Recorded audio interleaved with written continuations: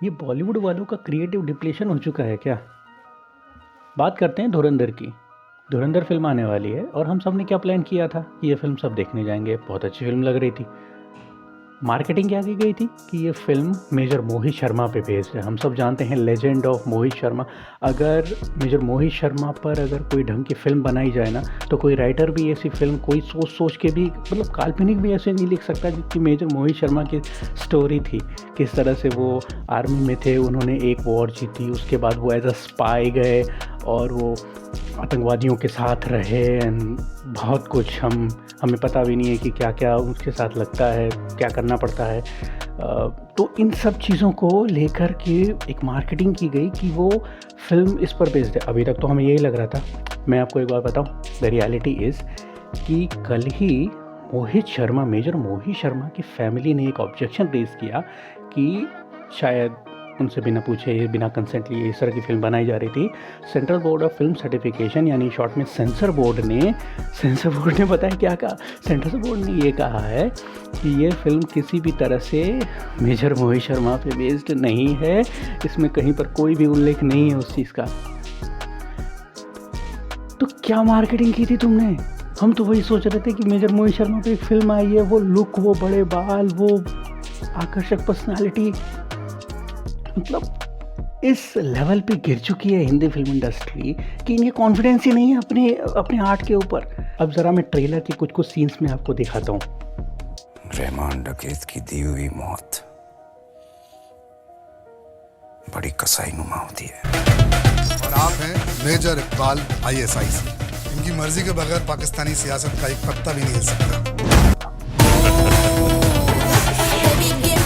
याद आ रहा है कुछ इसका? ये बहुत पहले हो चुका है और हिंदी फिल्म में ही हो चुका है और हम बहुत पसंद भी करते हैं उन सीन्स को।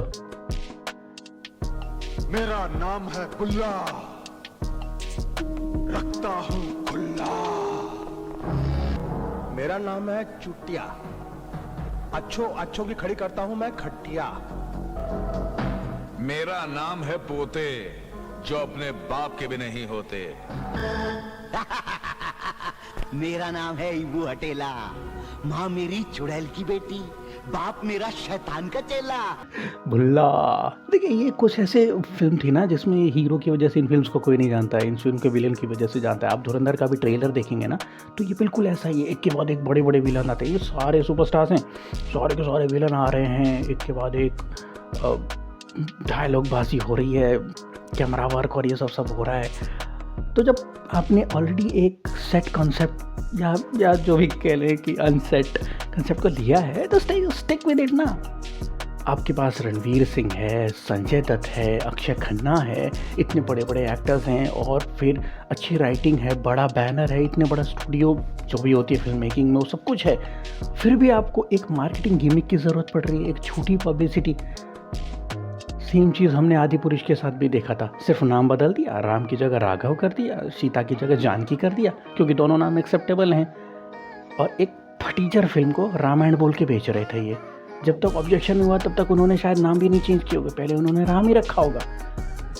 आधे से ज़्यादा सारे के सारे तुम्हारे गाने कॉपीड है, जितने भी सारे लेजेंड बने हुए हैं। किसी और दिन किसी और वीडियो में ये बात करेंगे, जितनी भी लेजेंडरी सॉन्ग्स हैं ना हमारे, सबके पहले बन चुके हैं गाने।